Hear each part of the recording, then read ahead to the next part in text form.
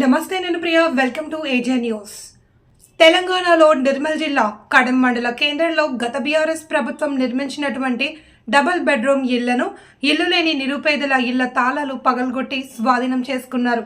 గత ప్రభుత్వం అనేక సార్లు సర్వేలు నిర్వహించిన ఇళ్లను పంపిణీ చేయలేకపోవడంతో ఇల్లు లేని పేదల తాళాలు పగలగొట్టి స్వాధీనం చేసుకుంటున్నారు.